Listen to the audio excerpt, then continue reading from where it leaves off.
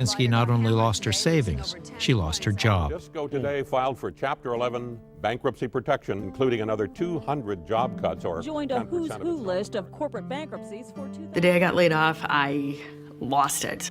I thought, oh my God, I'm a single parent. I have no job. I have a house payment. What do I do? You know, and I was scared, really scared. I didn't have much of a retirement left. I couldn't even borrow against it. And it was just something that I never foresaw, ever. You know, losing my job, ever. Never.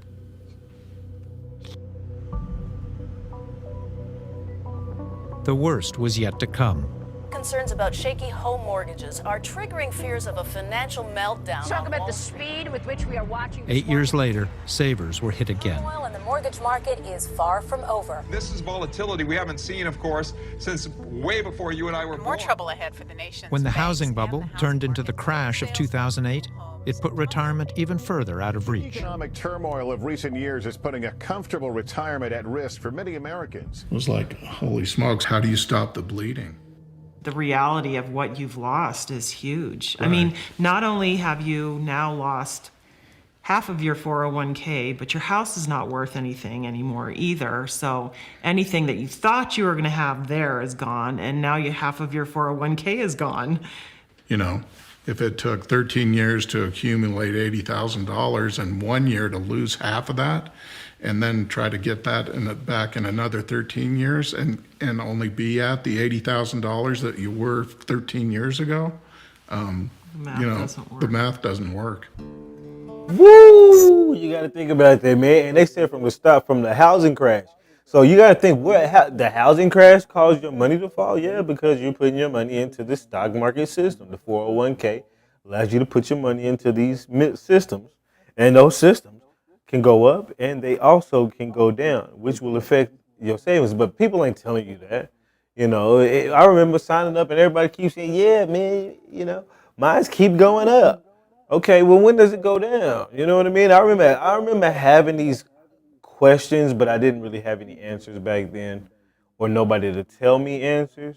And then I remember somebody tried to show me and they was like, I got this stock and that stock. They didn't even know what the fuck they was talking about. They were just looking at the screen and reading off shit, in my opinion. But, you know, it's sad because you look at that. I mean, they saved up $80K, which is a lot, but it ain't enough. But then to have that a lot, not enough, be taken because of the market? And like he said, you got to try to scrounge that back over the next years.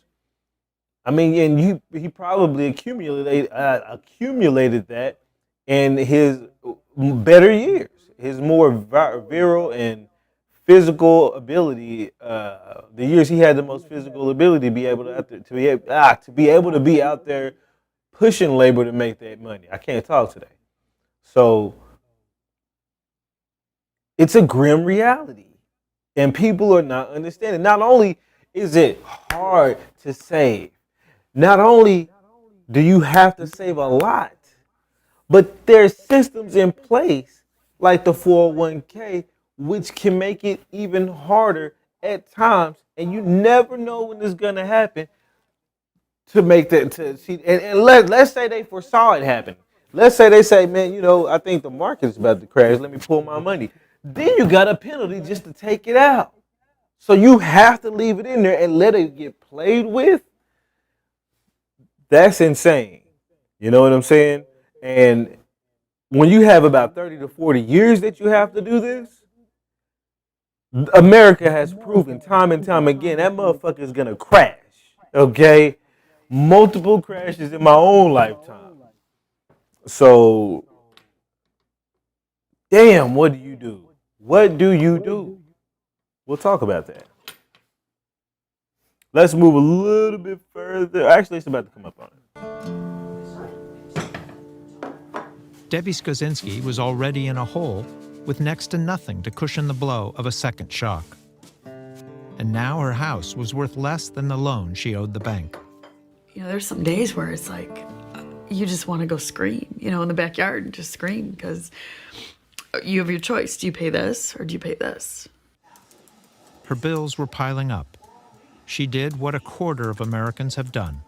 She dipped into what was left of her 401k. I freaked out when I took the money out of my 401k. It was hard. I mean, it's, you know, every day on the news I'd listen to it and I'd be like, oh God, it's really bad. Will I be able to keep my house? Well, you know, what if my car breaks down? I can't afford a car payment.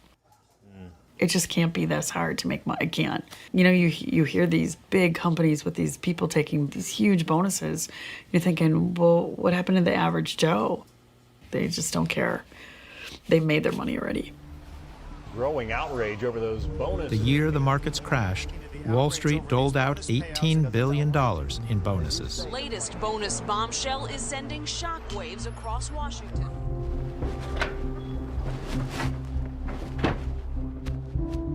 Robert Hilton Smith entered the workforce in 2003.